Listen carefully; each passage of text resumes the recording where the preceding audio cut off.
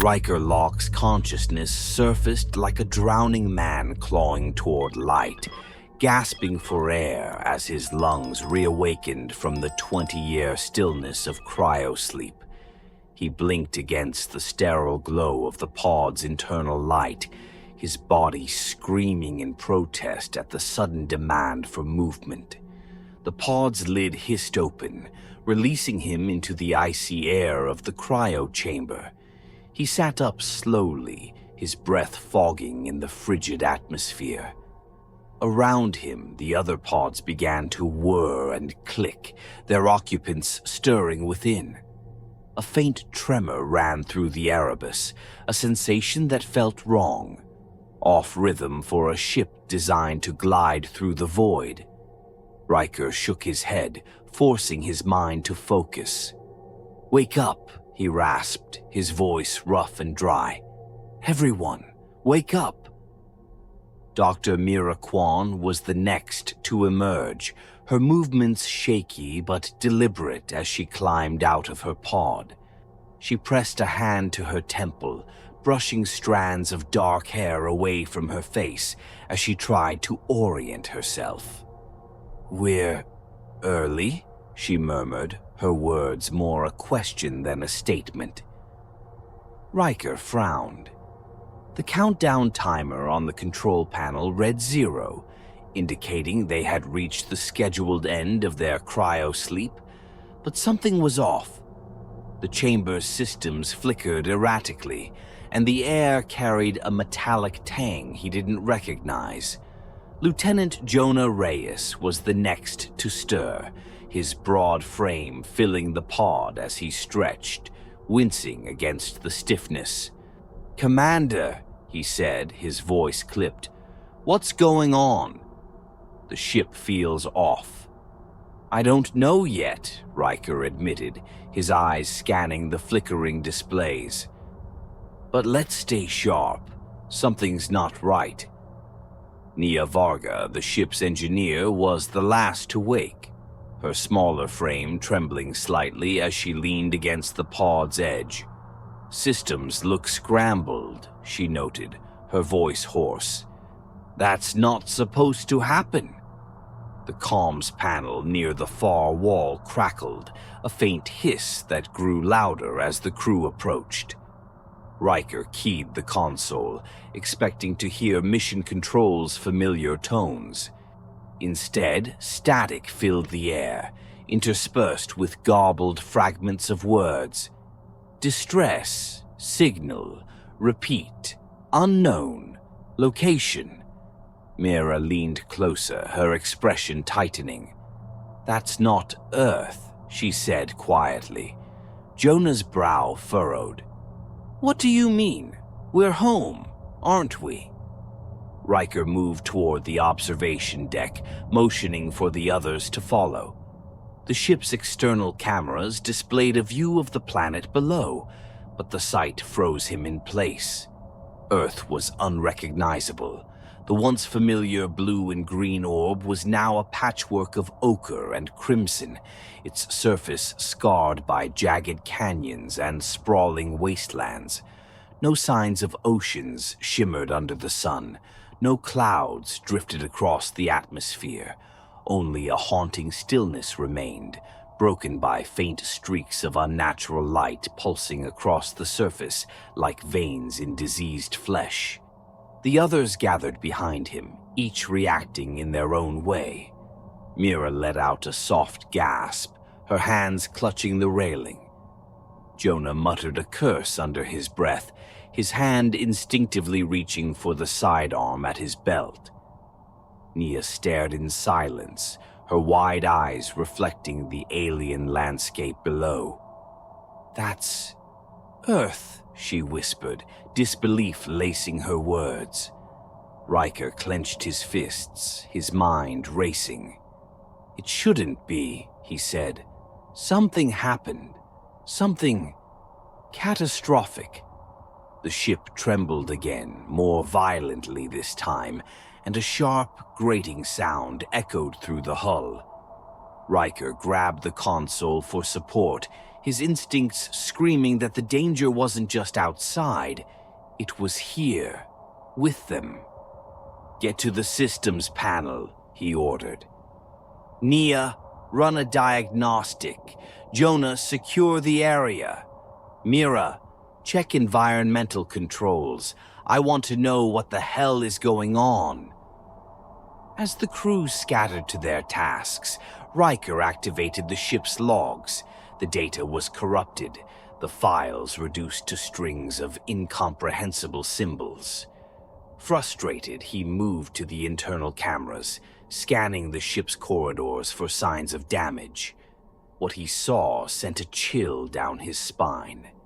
Deep gashes marred the walls of the lower decks, as though something massive and clawed had raked through the ship. A strange, viscous residue glistened in the dim light, dripping from the ceiling and pooling on the floors. The air filters in those sections had failed, the pressure readings fluctuating wildly. Riker's voice was tight as he called to the others. "We've got damage, lower decks. Something hit us, or got inside." Nia's voice crackled through the intercom. "Hull integrity's compromised, but there's no record of impact. This isn't meteor damage, Commander. It's something else." Mira appeared beside him, holding a portable analyzer. "The air's saturated with particulates. They're organic, but I don't recognize the structure." Jonah joined them, his sidearm drawn. "If something's on board, we need to deal with it now." Riker nodded, his jaw set. "We're not alone," he said. "Stay together.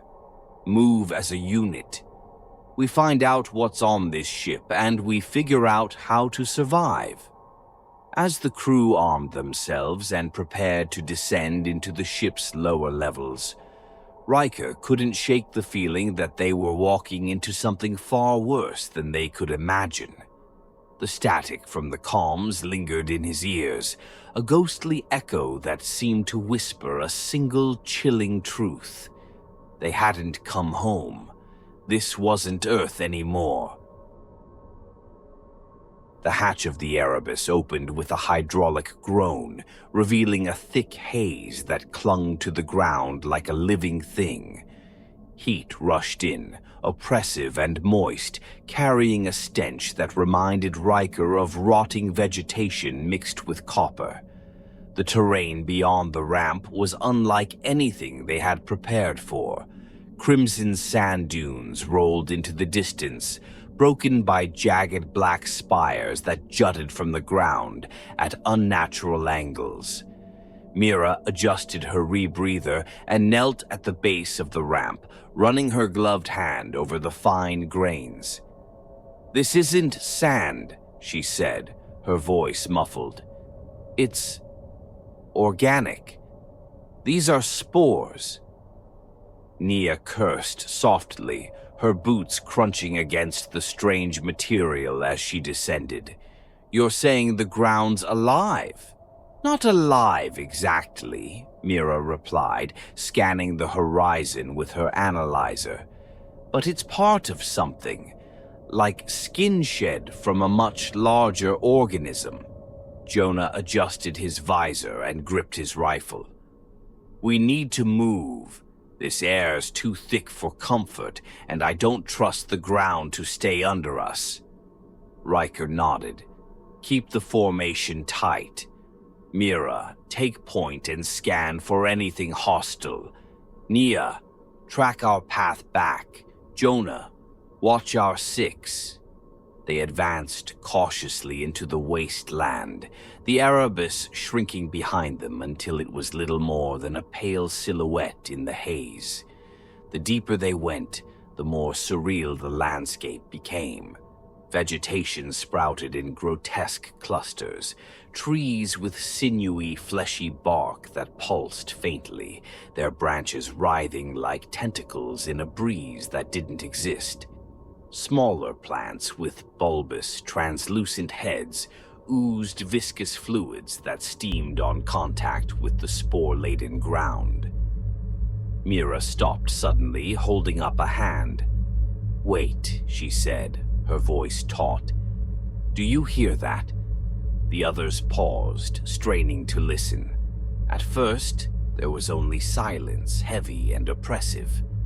Then it came, a low, rhythmic thrum that seemed to resonate through their bones. It was faint but persistent, as though the planet itself had a heartbeat.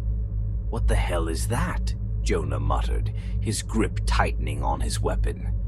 "I don't know," Mira admitted, glancing at Riker. "But it's coming from ahead." Reluctantly, they pressed on, following the sound until they crested a rise and saw it, a city, or what was left of one. The ruins sprawled across the valley below, a graveyard of shattered skyscrapers and twisted metal. Buildings leaned at unnatural angles, their walls perforated with holes that oozed the same viscous substance they had seen in the Erebus. The air shimmered with a faint red hue, as though the spores themselves carried some kind of bioluminescent energy.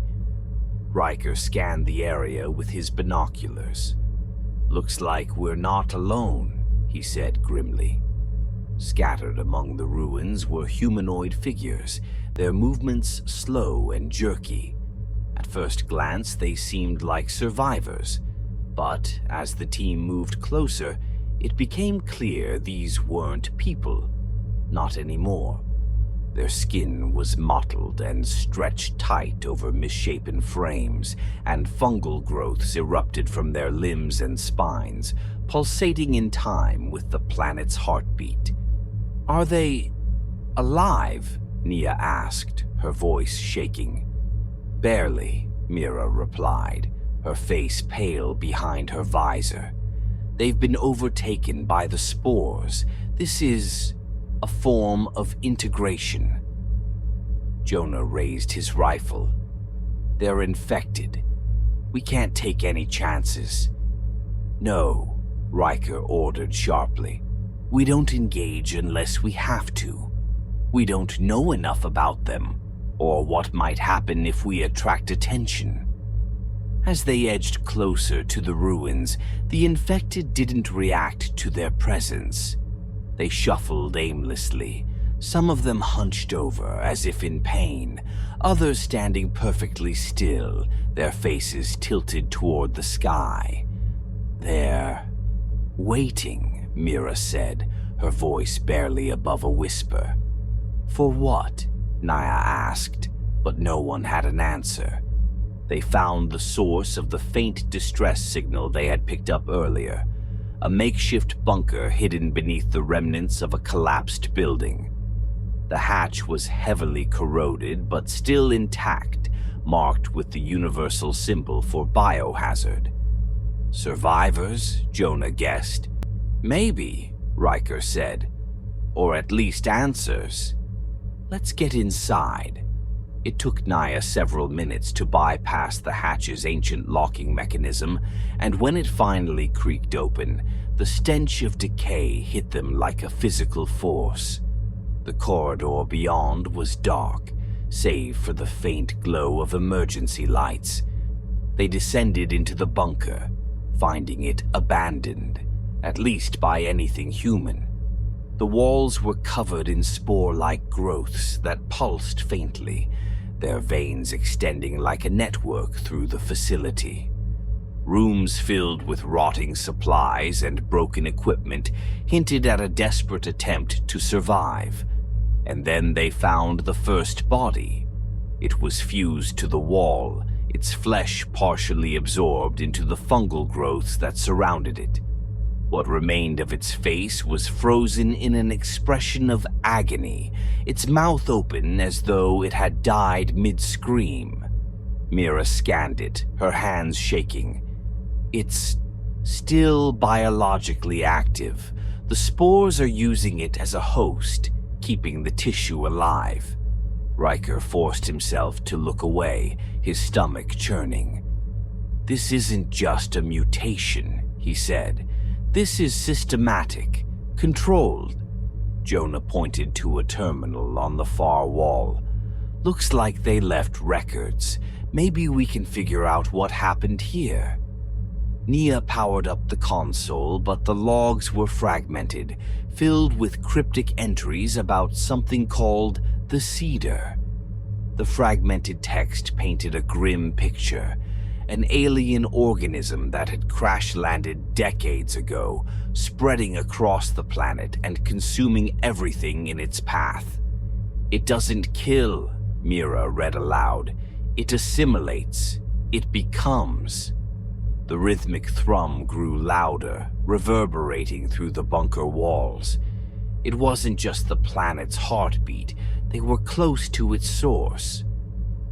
Riker turned to the others, his expression grim. "We've got answers," he said. "Now we need to decide if we want to find the rest." The team exchanged uneasy glances. None of them said it aloud, but the truth was clear.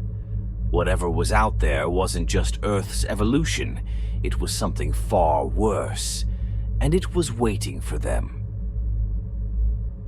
The rhythmic thrum in the air seemed to pulse louder with every step, a visceral sound that burrowed into their ears and settled deep in their chests. The bunker's walls, slick with organic growth, glistened under the weak light of their headlamps. Riker led the group down a narrow corridor, his weapon drawn, his senses heightened. Behind him, Mira analyzed samples from the walls, her trembling hands betraying her composure. "Whatever this is," she said, her voice barely above a whisper, "it's spreading fast. These structures are more advanced than what we saw outside." She held up her analyzer, which displayed erratic spikes. "It's like a living nervous system, reacting to stimuli." Nia, walking at the rear of the group, glanced back nervously. "Reacting how? Are we triggering something?" Jonah tightened his grip on his rifle, scanning the dark corridor behind them. "If we are, I hope it doesn't bite." The corridor opened into a cavernous space, a room that had once been a storage facility. Now it resembled an alien nest. Tendrils of organic material sprawled across the walls and ceiling, pulsating faintly. The air was damp and thick, carrying a sweet, sickly odor that made breathing through the rebreathers almost unbearable. In the center of the room was a cluster of human bodies, their forms half dissolved into the fleshy mass around them. Some twitched weakly, their eyes fluttering open and closed as if trapped in a waking nightmare. Others had already become part of the structure entirely, their limbs stretched and fused into the pulsating tendrils. Mira stepped closer, her face pale. "They're alive," she said, her voice trembling. "Or part of them is. The spores are keeping their systems active, hijacking their bodies to propagate." Jonah looked away, his jaw clenched. "That's not living. That's..." Before he could finish, one of the bodies jerked violently, a wet gurgling sound escaping its partially dissolved throat. Its head twisted unnaturally, the eyes locking onto the group. The mass of tendrils around it rippled, as if responding to its distress. "We need to move," Riker said, his voice sharp. "Now!" As they turned to leave, Mira staggered, clutching her head. "Wait," she said, her voice faint. "Something's wrong." Riker grabbed her arm to steady her. "What's wrong? What are you feeling?" "It's in the air," she whispered. "I can hear it, like whispers, but not words, just commands." The others exchanged uneasy glances. "It's the spores," Mira continued, her breathing ragged. "They're communicating. trying to get inside us. Nia took a step back, her face pale. What do you mean, inside us? Jonah glanced at his arms, his skin crawling as if ants were marching beneath it. Are we infected? Mira shook her head, though she didn't look certain. It's slow. We've been exposed, but it hasn't taken hold. Yet. Their conversation was cut short by a guttural screech that echoed through the chamber. One of the half-dissolved bodies began convulsing violently, its form tearing itself free from the organic mass. The creature that emerged was no longer human. Its limbs had elongated into spindly clawed appendages, its face distorted beyond recognition. A second screech followed, then a third, as more of the infected began to awaken. Move, Riker barked, raising his weapon. He fired a shot, hitting the nearest creature in the chest, but it barely slowed. The thing lunged, its claws scraping against the metal wall as it charged. Jonah opened fire, his bullets tearing into the writhing tendrils that connected the creatures to the walls. Aim for the connections, he shouted. Cut them off. The team retreated into the corridor, the creatures pursuing with unnatural speed. Their movements were erratic, their limbs snapping into grotesque angles as they bounded over the walls and ceiling. Nia threw a flare behind them, the bright light momentarily disorienting their attackers. We can't keep this up, she yelled. We're running out of room. Riker scanned their surroundings, his mind racing. He spotted an emergency bulkhead at the far end of the corridor. This way, go! They sprinted toward the bulkhead, Mira stumbling as the whispers in her head grew louder. It's calling them, she gasped. It knows we're here. Riker reached the control panel and slammed his fist against the override button.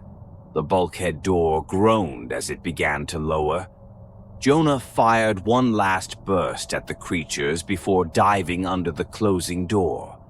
Nia and Mira followed, and Riker was the last through, rolling under the bulkhead just as it slammed shut. The group lay on the ground, panting, as the sound of the creature's claws scraping against the door filled the air. Everyone okay? Riker asked, his voice hoarse. Mira sat up, her hands trembling. I don't know, she admitted. She pulled off her glove, revealing a patch of skin on her wrist that had turned a sickly gray. It's starting. The others stared in horror. We've all been exposed, she said quietly. It's only a matter of time before it spreads. We need to find a way to stop it, or get off this planet before it's too late. Riker nodded grimly. Then we keep moving, no matter what. As they pushed deeper into the bunker, the whispers grew louder, the spore's influence stronger. Each step felt like a race against their own bodies, the infection spreading within them like a ticking clock. And somewhere ahead, the cedar waited, watching, its tendrils burrowing deeper into their minds. The descent into the cedar's heart was like stepping into another world, a place where life and death no longer held meaning. The air was hot and damp, thick with the tang of decay and the sharp sting of something metallic. Tendrils of alien biomass coated the walls, their translucent surfaces pulsing faintly as if breathing. The rhythmic thrum that had haunted them since their arrival on this ravaged planet was now deafening, each beat reverberating through their bodies, syncing with their own heartbeats. Riker gripped his weapon tightly, his knuckles white beneath his gloves. He glanced at Mira, whose face was pale and drenched in sweat. The gray patch on her wrist had spread, crawling up her arm like veins of rot. She met his gaze, her eyes bloodshot, but still defiant. "I can make it," she said, her voice shaky but firm. "We're too close to stop now." Behind them, Nia and Jonah moved in tense silence. Jonah had started limping, his muscles spasming intermittently.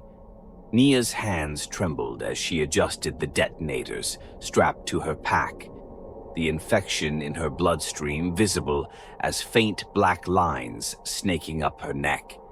"We've got one shot at this," Riker said, his voice cutting through the oppressive hum. "We plant the charges, get out and detonate remotely. No hesitation." The group nodded, though the weight of their task was suffocating. None of them said it aloud, but they all knew the truth. Not all of them would make it out alive. The corridor opened into an immense cavern, a grotesque cathedral carved from flesh and bone. The walls shimmered with an organic sheen, and massive root-like tendrils spread outward in all directions, disappearing into the depths of the earth. At the center of the cavern lay the cedar. It was monstrous. Its massive, gelatinous body undulated with a sickly, iridescent glow, its surface a shifting tapestry of eyes, mouths, and tendrils. The cedar pulsed with each beat of the planet's rhythm, its tendrils twitching in time. Veins of bioluminescent fluid ran through its body, branching out like rivers feeding the land. Mira stumbled, clutching her head. "It's in my mind," she gasped, her voice breaking. "I can hear it. Feel it." "Stay with us," Riker urged, pulling her forward.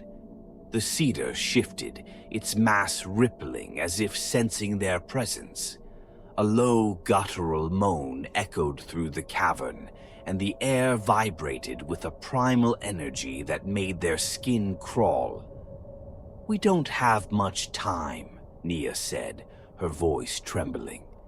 She unstrapped the detonators and began planting them along the nearest tendrils. Jonah kept his rifle trained on the cedar, his breaths shallow. "It's watching us," he said. "It knows what we're doing." The cedar began to move, its tendrils lifting like serpents from the ground. They writhed and snapped toward the group, forcing Jonah and Riker to open fire. Bullets tore through the fleshy appendages, but the cedar seemed unfazed, its mass regenerating almost instantly. "Faster!" Riker shouted. Mira knelt beside a cluster of glowing veins, her hands shaking as she placed another charge. Her breath hitched as the whispers in her head grew louder, more insistent. "Join us," they said. "Become whole." She grit her teeth, slamming the detonator into place. "Not today," she muttered. The cedar roared, a deafening sound that reverberated through the cavern. Its tendrils lashed out, striking Jonah and sending him crashing into the wall. He groaned, blood trickling from his mouth as he struggled to stand. "Go!" he shouted, his voice hoarse. "I'll hold it off." "No!" Riker yelled, but Jonah was already firing, his bullets tearing into the cedar's mass. "Finish the job!" Jonah bellowed, his voice echoing over the cacophony. Riker grabbed Mira and Nia, pulling them toward the final set of charges. They worked quickly, their movements frantic, as the cedar's tendrils closed in around them. "I'm not going to make it," Mira said suddenly, her voice calm despite the chaos. Riker turned to her, his eyes wide. "Don't say that." She held up her arm, the infection now consuming her flesh, black veins spreading across her face. I can feel it. I'm becoming one of them. No, Riker said firmly. We're getting out together. But Mira shook her head, a sad smile on her lips. I can buy you time. Get out of here, Riker. Finish the mission. Before he could argue, she grabbed one of the detonators and ran toward the cedar. The creature roared, its tendrils lashing toward her as she screamed, "Go! Now!" Riker grabbed Nia, dragging her toward the exit as Mira disappeared into the cedar's mass. The cavern shook violently as explosions erupted behind them, the cedar's shrieks of pain filling the air. They reached the surface, the ground trembling beneath their feet. Nia collapsed, her body racked with spasms as the infection took hold. Riker knelt beside her, his own skin crawling with the beginnings of transformation. "Do it," Nia whispered, her voice barely audible. "You have to finish it." Riker hesitated, the detonator in his hand. "Do it," she screamed, her voice breaking. With a final trembling breath, Riker pressed the button. The ground erupted in a blinding flash of light, the shockwave knocking him off his feet. The cedar's screams echoed into the night, fading into silence as the cavern collapsed, consuming the creature and everything around it. Riker lay on his back, staring up at the crimson sky. His vision blurred as the infection spread through his veins, but he allowed himself a faint smile. They had done it. The cedar was dead. As darkness closed in, he whispered to himself, "We stopped it.